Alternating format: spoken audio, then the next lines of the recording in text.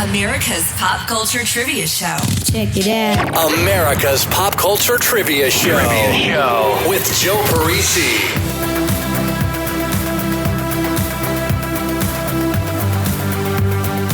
This is episode 181 of America's Pop Culture Trivia Show. I'm your host, Joe Parisi. As always, I've prepared for you 3 fast-paced rounds of pop culture trivia. 7 questions in each round with just 5 seconds between questions for you to think of those answers. At the end of each round, we'll go right back over everything I just asked you and tell you all of the answers. Round 1 today, movies. Round 2, a mixed round. Round 3 will be music. Thanks for being here. Good luck. Now let's play. Round 1. Here we go. Round 1, all about movies. Question number 1. Multiple choice. What year was The Godfather released? Your choices are 1972, 1976, 1979, or 1980.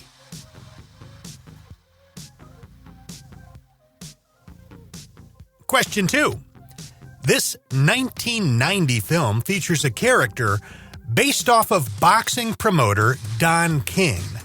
The character in the film is named George Washington Duke. Name the film.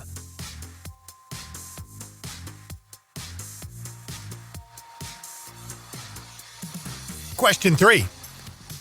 A 1996 comedy film about an inner-city high school in Los Angeles that starred John Lovitz as Richard Clark, a naive, mild-mannered teacher whose main goal is to help the underachieving students at Marion Barry High School. Also in the film, Tia Carrere and Mekhi Phifer. What is the name of this film?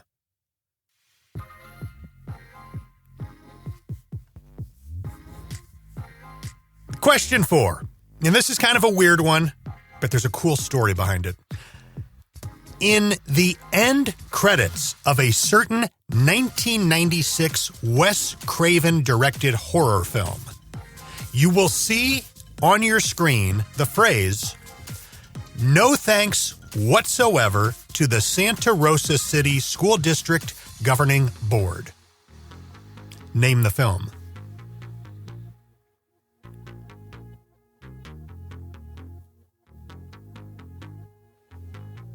Question number 5. From 1985, a sci-fi horror dark comedy.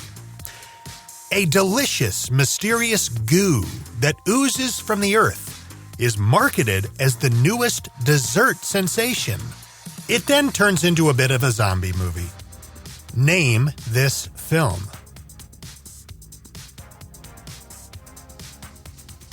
Question 6.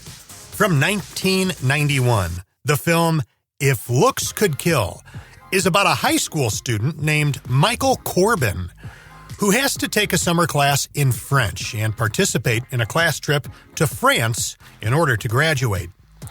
He is, however, mistaken for an agent with the same name, and people then try to kill him. What actor starred in this film as Michael Corbin?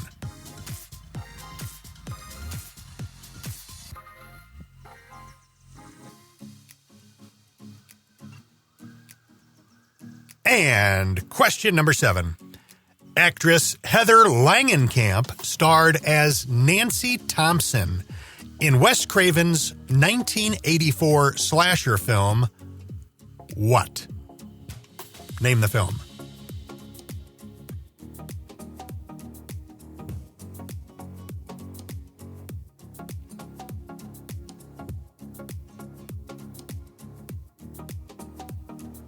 That'll do it for round number 1. Let's check your answers, see how you're doing so far. Multiple choice for number 1. What year was The Godfather released? 1972, 76, 79, or 1980? The answer is 1972. March of 72, to be more specific. Question 2. This 1990 film features a character based off of boxing promoter Don King. The character in the film is named George Washington Duke. Name the film. Rocky V. An actor by the name of Richard Grant played George Washington Duke, and he was definitely one of the highlights of Rocky V.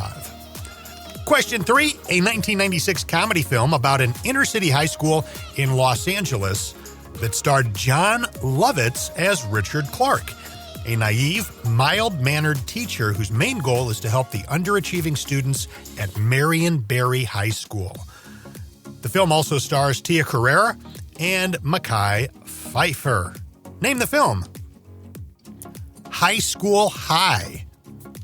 You may remember the VHS or DVD box art. It was basically just a picture of John Lovitz's face, kind of a concerned look on his face, and he's got like an afro with like a hair pick comb stuck in it, and he's holding an apple with the word help scratched into it. It's one of many, many, many school-related films that revolve around a fish-out-of-water scenario. Think about it. Think about any school movie that pops into your head. There's probably some fish-out-of-water scenario going on within that film. Question 4. In the end credits of a certain 1996 Wes Craven-directed horror film, you'll see the following phrase on your screen during those end credits. No thanks whatsoever to the Santa Rosa City School District Governing Board. What film does this happen in? The answer is Scream. The story behind this, and it's there, you can look and find it yourself. Production had decided they were going to shoot at Santa Rosa High School, and they ironed out a deal. Everything was good. They planned around it. And at the last minute, the school said, oh, you know what? Can't do it. We've got a conflict. It's gonna overlap with final exams. You can't do it. And it's like, we have like contracts and stuff in place for this. Nope, not going to do it. So it ended up causing serious delays with production. They had to actually rewrite some of the script because they were now in a different setting and some things weren't going to work. So it led to a big, expensive headache for the production of Scream. So right there in the ending credits, no thanks whatsoever to the Santa Rosa City School District Governing Board. And apparently like a bunch of other movies had shot there over, the years. So it wasn't something new, but I don't know. Somebody got sideways with somebody and it just all fell apart. Question number 5 from 1985, a sci-fi horror dark comedy where a delicious, mysterious goo that oozes from the earth is marketed as the newest dessert sensation. But the tasty treat rots more than just teeth. Eventually, this becomes basically a zombie film. What is the name of the movie that I'm talking about? That is the movie The Stuff. Did you ever see The Stuff? That's it from 1985. Question 6 from 1991. The film If Looks Could Kill is about a high school student named Michael Corbin who has to take a summer class in French and participate in a class trip to France in order to graduate. He is, however, mistaken for an agent with the same name, and people then try to kill him. What actor starred in this film as Michael Corbin? The answer is Richard Grieco. So this was Richard Grieco's first big film role. Prior to this, he'd built his career as a fashion model and TV actor. So 21 Jump Street and then Booker both had their full runs, and then right after that, he did this movie. Richard Grieco today, where is he? You don't hear his name. No, he's a painter. He calls his style abstract emotionalism, and he also does some directing. I think he's involved in like some Christian film productions, which is kind of an interesting, odd world. But I have seen his name attached to some kind of low-budget Christian films. But yeah, he's a painter as well. Good old Richard Grieco. Question 7. Actress Heather Langenkamp starred as Nancy Thompson in Wes Craven's 1984 slasher film, what? A Nightmare on Elm Street. Round 2. Got a mixed round coming your way for round number 2. Question number 1.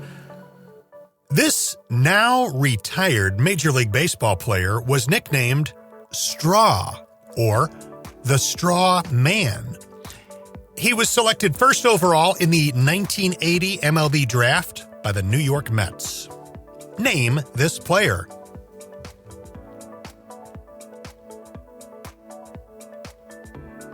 Question 2.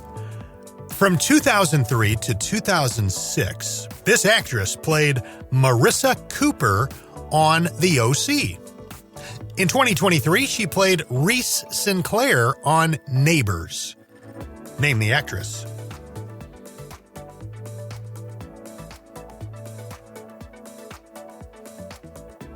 Question 3. A French-born actor, model, and television personality who caught his big break in 1992 when he was cast on Baywatch as Matt Brody. Later, he appeared on Melrose Place as Craig Field. Name the actor.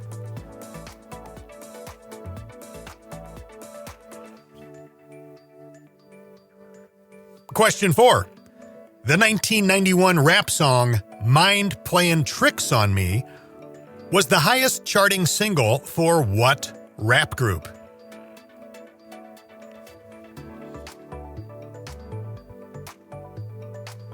Question 5. First released in 1990 for the Nintendo Entertainment System, this device was a video game cheat code cartridge. It later became available for other devices like the Super NES, Game Boy, Genesis, and Game Gear. It was a pass-through device that attached between a game cartridge and the console. Name this device.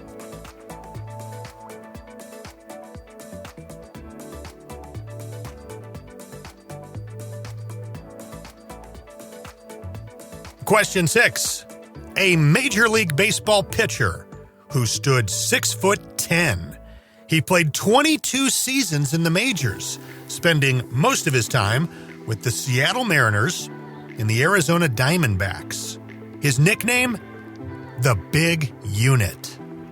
Name this pitcher.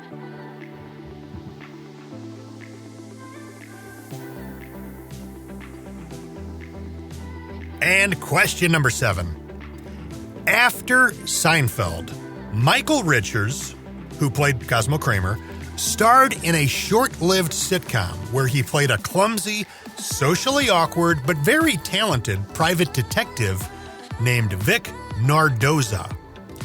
SNL alum Tim Meadows was one of the show's co-stars. What was the name of this show?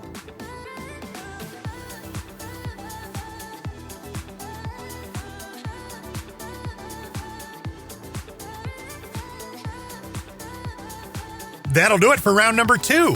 Let's check your answers. Question 1. This now retired Major League Baseball player was nicknamed Straw, or the Straw Man.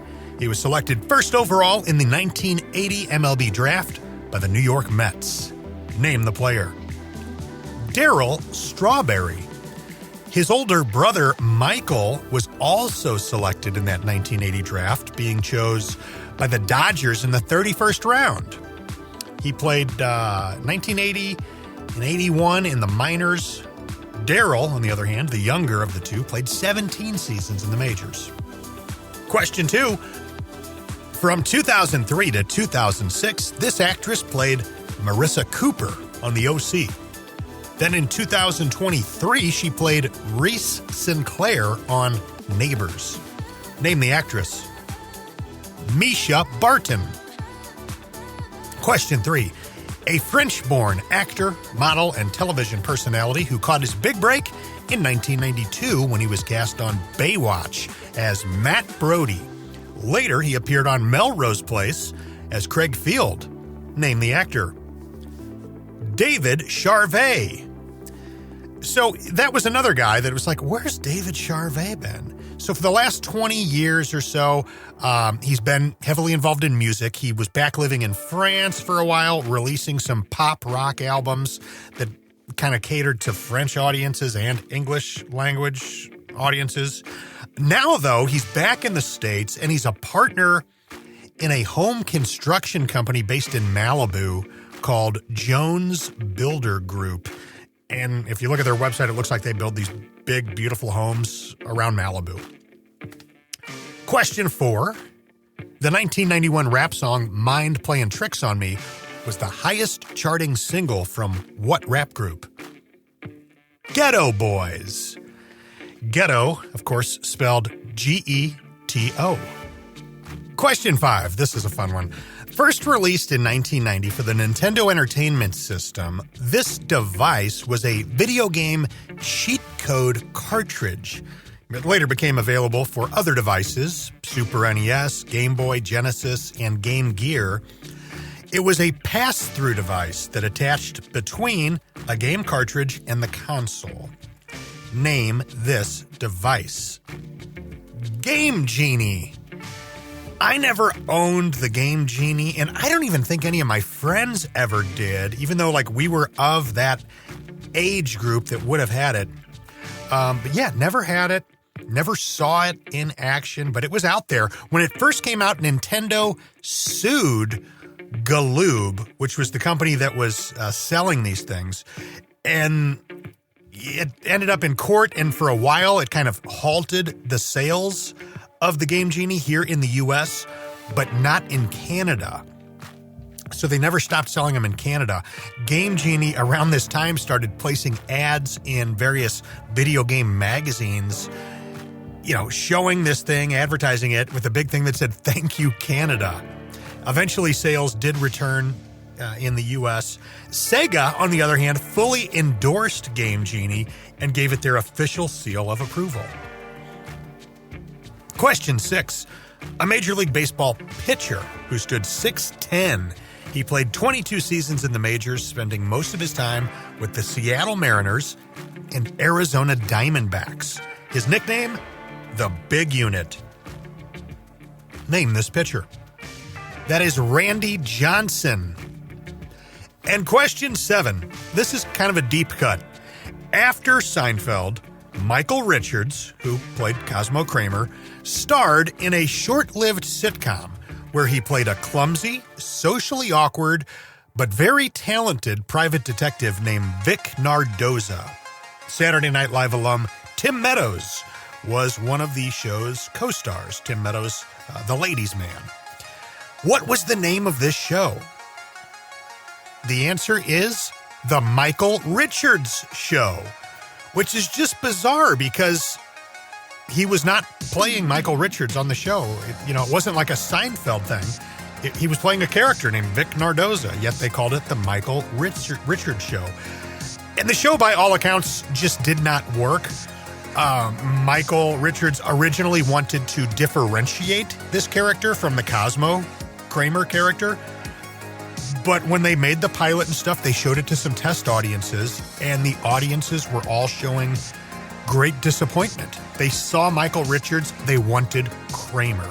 So they ended up going against the whole plan, retooling the character so that it shared a lot of those signature Cosmo Kramer behaviors and movements, and basically put a new name on him, and it just didn't work. I think 8 episodes went to air.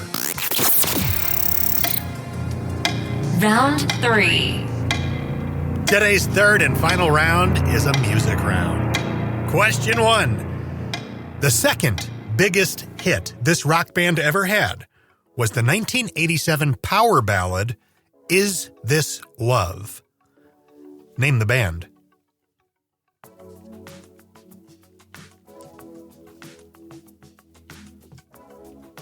Question 2. I can't get to sleep. I think about the implication of diving in too deep and possibly the complications. Name the group that gave us this song, which is called Overkill, back in 1983. What group?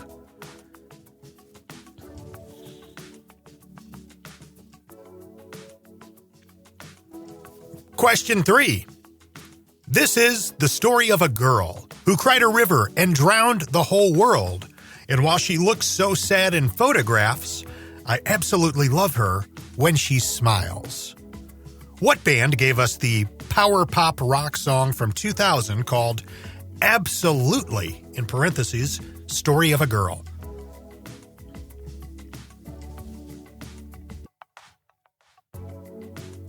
Question 4. Leo Fitzpatrick played the lead in the controversial 1995 film Kids. What was the name of the character he played in the film?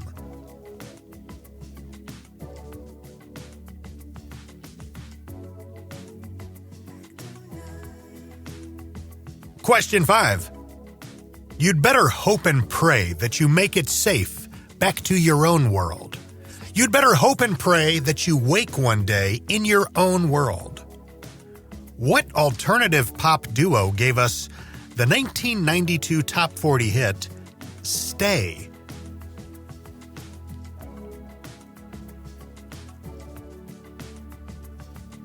Question 6.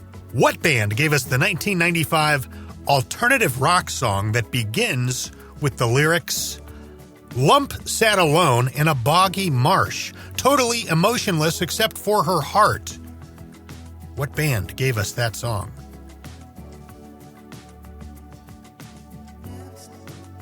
And question number 7, a British jazz rap group founded in 1992 who scored a hit in 1994 with a song called Cantaloupe, in parentheses, Flip Fantasia. Name the group.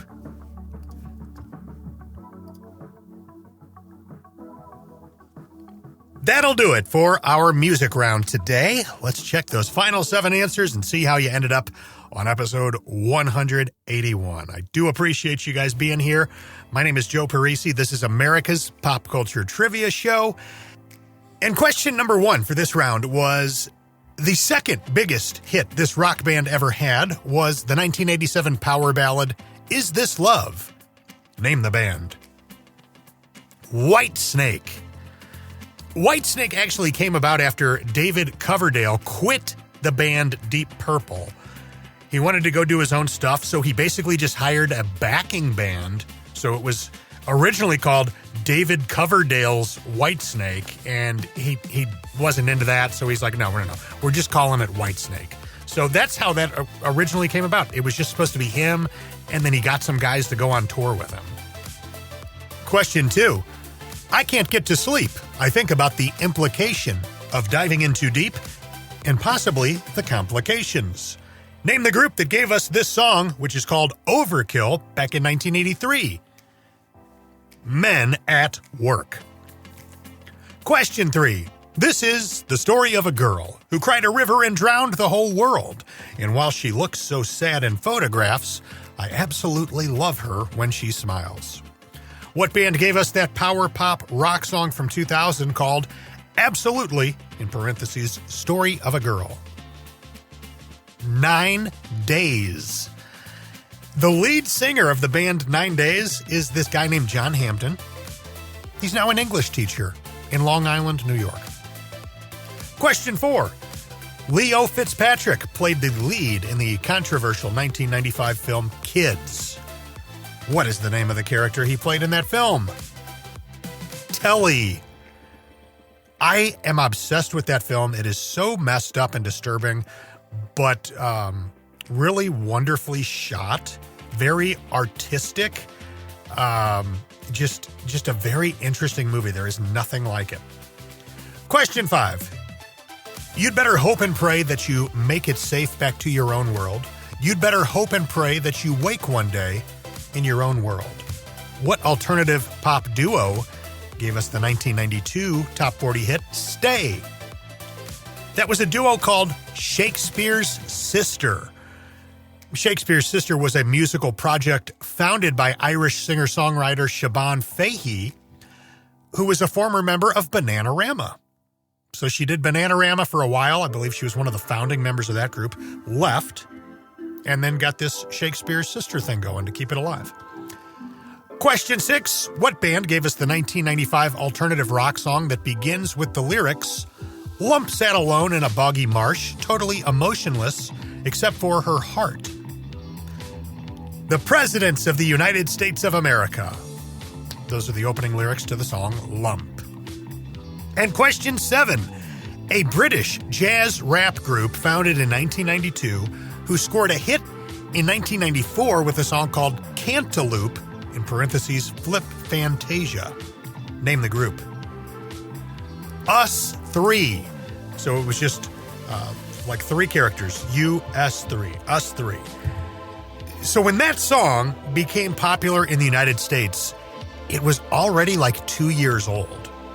The song was one of the early demos Us 3 recorded shortly after they formed back in 1992.